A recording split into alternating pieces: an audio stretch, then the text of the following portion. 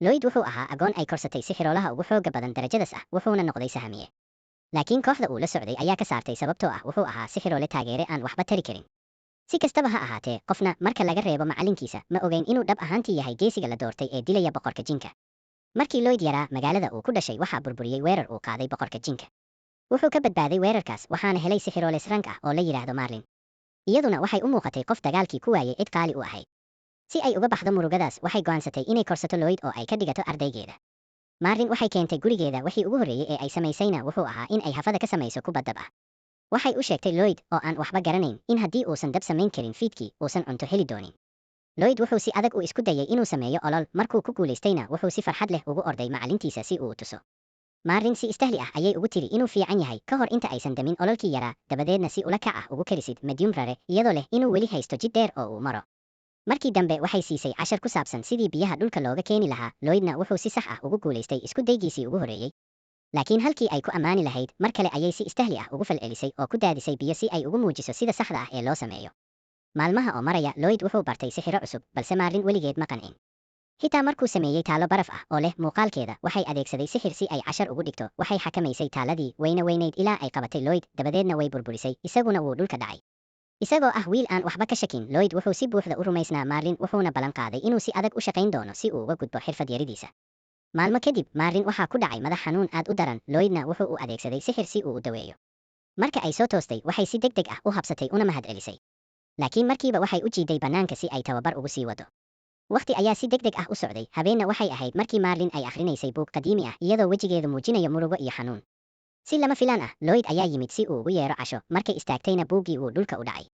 Lloyd ayaa u soo qaaday buugga, laakiin isla markii uu taabtay, dhammaan macluumaadkii ku jiray buuggaas ayaa maskaxdiisa galay, wuuna suuxay. Markay aragtay arrintaas, Marlin si aad ah ayay uga naxday, sababtoo ah Lloyd wuxuu bartay sixir qadiimi ah keliya taabashada buugga, taasoo ka dhigan in uu leeyahay astaamaha geesiga la doortay. Taasi waxay u soo celisay xusuus xanuun badan oo hore. Waxayna doonaysaa in Lloyd uusan ku celin qaladaadkii ay iyadu horay u gashay. Markaa habeenkaas, iyadoo Lloyd si nabad ah u hurdaya, Marlin waxay u timid qolkiisa, waxayna dhunkatay foodiisa iyadoo adeegsanaysa sixir si ay ugu xidhid xogta sixirka qadiimiga ah ee maskaxdiisa ku jirta. Ma doonayso in uu si xad dhaaf ah ugu kalsoonaado awooddiisa. Si ay uga hortagto inuu ku socdo waddo halis ah, waxay xitaa ku talinaysaa in uu noqdo sixiroole cad, kaasoo u xil saaran yahay taageerada kooxaha kale ee sahamiyaasha. Waxay baraysaa sixirka bogsinta kaasoo ka caawin kara inuu miro koriyo, kadibna waxay tusaysaa farqiga awoodahooda iyadoo si fudud u soo noolaynaysa geed dhiman. Wixii intaa ka dambeeyey, Marlin waxay sii wadaa baridda Lloyd si uu wax badan uga barto sixirka. Laakiin mar kasta oo arrin la xiriirta sixirka qadiimiga ah ay soo hadal qaado, waxay ku tiraahdaa in uusan u baahnayn inuu barto, maxaa yeelay sixirkaas wuu dabar go'ay boqolaal sano ka hor.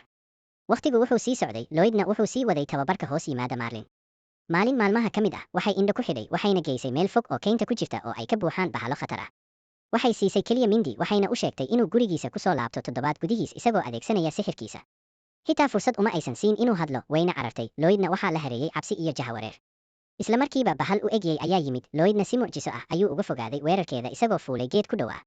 Wuxuu gartay in sixirada uu isticmaali karo isagoo ah sixiroole cad aysan ku filnayn inuu bahalada la dagaalamo. Sidaas darteed, waxa keliya ee uu samayn karo waa inuu iska ilaaliyo khatarta inta uu socdo.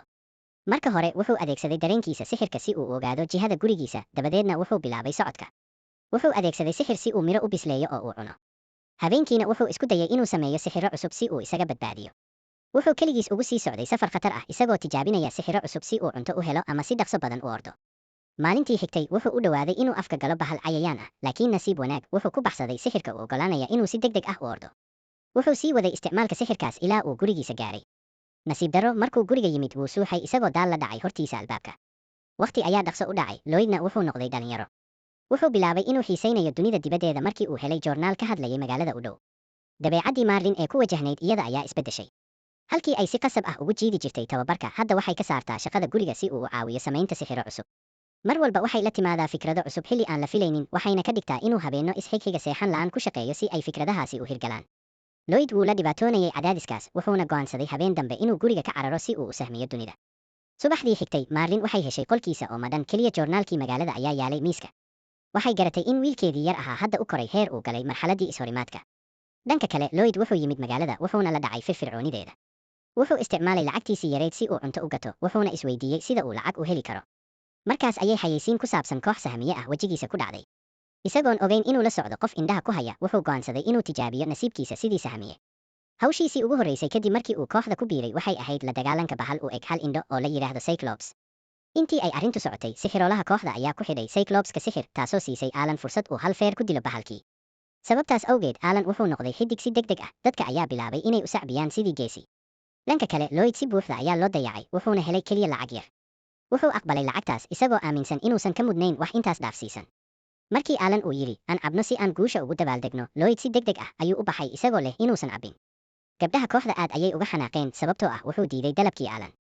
Laakiin Alan dhab ahaantii kama warqabin Lloyd wuxuuna yidhi dhammaan sixiroolayaasha cad waa aan faa'iido lahayn, balse si loo buuxiyo shuruudaha ururka sahamiyaasha waa in mid lagu darsado kooxdooda. Sidaas darteed ma jirto wax farqi ah haddii uu yahay Lloyd ama qof kale. Reyna si gaar ah ayay u dareentay in ay jiraan waxyaabo la iska indha tirayo wayna la yaabtay Lloyd. Dhanka kale ninka indhaha ku hayay Lloyd wuxuu noqday sarkaal u shaqeeya Marlin wuxuuna siinayay warar joogto ah oo ku saabsan ardaygeeda. Marlin waxay tiri in aysan ka walwalaynin Lloyd ilaa uu isagu kibir yeelanayo. Ninkii ayaa weydiiyey haddii ay ka qoomamayso wixii hore u dhacay. Marlin waxay gashay xasuus xanuun badan maalintii ay la dagaalamayeen boqorka jinka iyada iyo kooxdeedii uu hogaaminayay geesigii la oran jiray Sibyl. Boqorkii jinka ma uusan awoodin inuu ka adkaado. Sidaas darteed wuxuu doortay inuu isqarxiyo wuxuuna la burburiyey magaalo dhan. Geesigii Sibyl wuxuu isticmaalay sixir qadiimi ah si uu u soo nooleeyo dadka dhintay, laakiin wuxuu nafihiisa ku bixiyey sixirkaas. Luminta Sibyl waxay ahayd dhaawac weyn oo ku dhacay Marlin. Inkastoo ay korsatay Lloyd si ay uga baxdo murugadaas, marnaba ma aysan filaynin inuu isagu noqon karo mid ka mid ah kuwa la doortay. Sidaas darteed waxay ballan qaaday in aysan mar dambe ku celin doonin qaladkii hore, waxayna samayn doontaa wax kasta oo ay ku ilaalin karto Lloyd.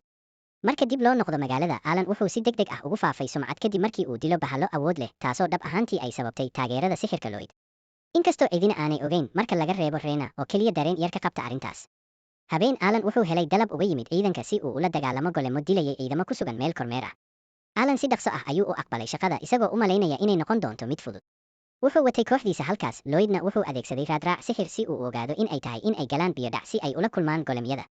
Markii ay gudaha u galeen, Alan wuxuu la dagaalamay golemyadii, laakiin qof ku jira gudaha ayaa golemo cusub sii abuurayay markasta. Lloyd wuxuu fahmay in ninkaasi isticmaalayo dhagax sixir ah si uu golemyada u abuuro. Wuxuuna si degdeg ah u xoojiyey gabadhii fallaarta tuuri jirtay isagoo u sheegay inay toogto ninka samaynayay golemyada. Waxay raacday amarkiisii, fallaartiina waxay si yaab leh uga leexatay tiir una dhacday ninkii calooshiisa. Kadib Lloyd wuxuu amar ku siiyey sixiroolaha kooxdooda inuu dhagaxa sixirka ugu soo raro isaga, markaas ayuu si degdeg ah u xanibay. Laakiin arrintaas Alan kama helin sababtoo ah wuxuu rumaysnaa in keliya isaga uu yahay qofka amarka siin kara kooxda. Markaas ayuu Alan iska indha tiray digniinta Lloyd oo uu weeraray golemkii oo markaas si xun u waashay kadib markii la waayay ninkii xakamaynayay. Lloyd wuxuu adeegsaday sixir gaar ah si uu ula jaanqaado Alan oo uu u badbaadiyo ka hor inta uusan la dilin. Alan wuu xanaaqay, balse isla markaas ayaa golemkii iska baktiyey, taasoo siisay Alan fursad uu ku burburiyo. Markii hawsha la dhameeyey, Alan wuxuu si degdeg ah u eryay Lloyd isagoo ku tilmaamay mid aan waxba taraynin oo markasta gadaal jooga. Lloyd oo si xad dhaaf ah loogu marin habaabiyey inuu yahay mid liita, wuu aqbalay go'aanka asagoo aan la murmin. Wuxuu isku dayay inuu raadsado koox kale oo uu ku biiro, balse kooxo firaaqo ah ma jirin, wuxuuna dareemay niyad jab. Nasiib wanaag, gabar timaha binkiga ah ayaa si degdeg ah u raadinaysay sixiroole cad. Qofka xafiiska joogay ayaa u sheegay inay adkaan doonto in la helo qof buuxin kara shuruudaheeda. Laakiin iyadoo aan fursad kale haysan, wuxuu u tilmaamay Lloyd. Markii gabadha timaha binkiga ah ee la yiraahdo Yui ay xaqiijisay inuu yahay sixiroole cad oo aan shaqo haynin, si degdeg ah ayay ula baxday. Waxay noqotay in Yui ay xubin ka ahayd koox sahamiyaal ah oo srank ah, waxayna dhowaan la dagaalameen burcad. Awoodooda iyo wada shaqayntooda ayaa si fudud u burburisay burcaddii, waxayna xireen hogaamiyihii kooxdaas iyagoo ku amray inuu isdhiibo. Laakiin ninkii burcadda hogaaminayay wuxuu isticmaalay awood sir ah oo uu ku soo baxay golem weyn oo dhagax ah si uu ula dagaalamo. Kooxda Yui waxay ogaatay inuu adkaysi u leeyahay sixirka, halka weerarada jirkuna aysan waxyeello weyn u geysanayn. Sidaas darteed Yui oo ahayd weeraryahanka ugu awoodda badan, waxay go'aansatay inay keligeed la dagaalanto. Yui waxay ku oroday golemkii iyadoo adeegsanaysa awooddeedii ugu dambaysay, balse waxay ku guulaysatay in keliya ay xoqdo jirkiisa. Sidaas darteed waxay iska ilaalisay weerarkiisii waxayna dib uga laabatay. Kadibna waxay weydiisatay sixiroolihii kooxda Alom inay xoojiso. Alom waxay u muuqatay mid fikir ku maqan, waxayna waqti yar qaadatay si ay u fahanto waxa Yui ay ka dalbatay. Nasiib wanaag, waxay awooday in ay sixirka ku gaarto waqtigii saxda ahaa, taasoo u suurto gelisay Yui in ay golemkii ku garaacdo weerarkeeda xigtay oo xoog leh. Markii dagaalkii dhamaaday, Yui waxay la hadashay Alom, taasoo raaligelin ka bixisay fikirkii ay ku maqnayd sababtoo ah waxay halis gelisay nolosha Yui. Yui waxay u sheegtay inaysan wax badan ka fikirin sababtoo ah waxay garanaysay in Alom ay la tacaalayso dhibaatooyin qoys. Kadib Alom si lama filaan ah ayay u dhiibtay warqad is-asilaad ah, waxayna u sheegtay Yui inay u baahan tahay nasasho si ay u daryeesho walaasheed oo xanuunsan. Taasina waxayna keentay waqtiga hadda lagu jiro, halkaasoo Yui si farxad leh u qabsatay gacanta Lloyd oo ay ula carartay xaruntooda. Xubnaha kooxda waxay in yar qaateen si ay u fahmaan in Yui heshay sixiroole cad. Sababtoo ah waxay hubayeen in aysan guulaysan doonin. Markaas ayay Yui u soo bandhigtay Lloyd kooxda, inkastoo aysan xitaa weli garanayn magaciisa. Kadib waxay baraysaa xubnaha kooxdeeda, kuwaasoo kala ah Daagas, Gaashaandhiga, Cross, Gedwade iyo Silika sixiroole. ugu dambayn waxay isbaraysaa iyadoo sheegaysa inay tahay seefleyda kooxda iyo hogaamiyaha waxayna ku soo dhaweynaysaa Lloyd kooxdooda. Lloyd ayaa weydiiyey su'aasha muhiimka ah, goormuu ogolaaday inuu ku biiro kooxda. Yui way ka yaabtay maxaa yeelay xitaa kama aysan codsanin inuu ogolaado. Dagas iyo Silika waxay fahmeen in Yui si degdeg ah u soo jiidatay qof ajnabi ah iyadoo aan waxba u sharaxin, waxayna si degan uga raali geliyeen. Kadib waxay u jeesteen Yui iyagoo u sheegay in xitaa haddii ay heshay sixiroole cad inuusan bedeli karin Alom, waxayna qabaan in la iska daayo hawshii ay ku jireen. Yui way niyad jabtay markay taas maqashay, waxayna tiri, macmiilku wuxuu naga codsaday gargaar, maanaan diidi karno si fudud. Lloyd ayaa markaas weydiiyey, maxaad koox kale ugu dhiibin weydeen howlgalka? Dagas ayaa uga jawaabay inaysan suurtagal ahayn sababtoo ah shaqadu waxay ahayd mid arranka ah, waxaana keliya qaban kara kooxaha darajada iyo wixii ka sareeya. Waqtigaas dhammaan kooxaha darajadaas waxay ka maqnaayeen magaalada, sidaas darteed kooxda Yui oo ah koox sarank ah ayaa keliya ah kuwa qaban kara. Lloyd aad ayuu ula yaabay in uu hor taagan yahay koox sarank ah, wuxuuna raba inuu caawiyo, balse kalsoonidii naftiisa ayaa ka maqan oo wuxuu rumaysan yahay inuu aad u liito si uu wax uga tari karo. Si lama filaan ah, Yui ayaa hadal qaaday, waxayna tiri, ugu yaraan hal fursad aan siino si uu na tuso waxa uu awoodo. Markaas ayay u kaxaysay keynta si uu u muujiyo kartidiisa. Lloyd aad ayuu u walaacsanaa isagoo u malaynaya inuu guul daraysan doono. Yui waxay ku celcelinaysay wax samee, balse Dagas ayaa yidhi, u sheeg ugu yaraan nooca sixirka ee aad ka rabto, sababtoo ah wuxuu u muuqday mid wareersan. Yui waxay ka codsatay Lloyd in uu saaro sixir xoojinta dhammaan xubnaha kooxda. Laakiin Cross iyo Silika waxay u arkeen mid suurtagal ahayn sababtoo ah keliya sixiroolayaal aad u xirfad badan ayaa taas samayn kara. Lloyd wuxuu la yaabay sababtoo ah waxa Yui ugu sheegtay tijaabo waxay ahayd mid aad u fudud marka la barbar dhigo sidii ay u buunbuunisay. Wuxuu weydiiyey haddii ay dhab ahaantii taas rabto, iyaduna way xaqiijisay. Xubnaha kale waxay u sheegeen in uusan u baahnayn inuu iska dhigto mid xoog leh haddii uusan awoodin, sababtoo ah waxay garanayaan sida ay uga adag tahay. Laakiin Lloyd wuxuu yidhi, waan samayn doonaa. Isagoo si degdeg ah uga soo saaray ushiisa sixirka meel kayd ah oo sixir ah, taasna waxay ahayd mid qof walba yaab ku noqotay. Wuxuu si dhaqso leh ugu saaray 5 nooc oo kala duwan oo sixir xoojis ah dhammaan xubnaha kooxda, iyaguna xitaa ma aysan dareemin sababtoo ah aad ayuu u dhaqso badnaa. Yui waxay weydiisay meesha uu usha ka soo saaray, wuxuuna u sheegay in uu isticmaalo sixirka kaydka si uu wax u kaydiyo. Wuxuu weydiiyey haddii ay ku qanceen natiijadii sixirka xoojinta, Yuina way yaabtay. Sababtoo ah caadiyan way qaadataa waqti iyo akhris si lagu gaaro saameyn sidan oo kale ah. Xubnaha oo dhan waxay bilaabeen inay dareemaan fudayd iyo xoog badan. Si ay u tijaabiyaan, Yui waxay seefteeda ugu dhufatay geed weyn, waxayna si fudud u jartay iyadoo si tartiib ah u ruxday seefteeda. Kooxduna way la yaabeen.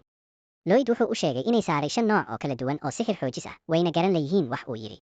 Lloyd wuxuu sharxay inuu islahaa hal sixir oo keliya oo lagu saaro dhammaantood waa wax fudud, sidaas darteed wuxuu go'aansaday inuu muujiyo waxa uu dhab ahaantii awoodo. Yui iyo kuwa kale aad bay u aamusnaayeen, wax jawaab ah kama aysan bixin. Lloyd wuxuu u malaynayay inay ka niyad jabeen, wuxuuna ushiisii ku celiyey kaydka isagoo leh, waan fahmay, ma istaahilo inaan noqdo sixiroolaha kooxda. Wuxuu raali gelin bixiyey wuxuuna bilaabay inuu ka tago. Laakiin Yui ayaa joojisay. Markii ugu dambeysay ayay go'aansatay inay weydiiso khibraddiisa hore ee shaqo, wuxuuna si lama filaan ah ugu sheegay in laga eriyey kooxda geesiga sababtoo ah uu ahaa mid daciif ah. Fadlan la soco qaybta xigta. Ma jeclayn in aan halkan kaga jaro qaybta ugu xiisaha badan ee animega, balse ha welwelin, waan ku soo laaban doonaa dhowaan haddii eebba idmo. Insha Allah.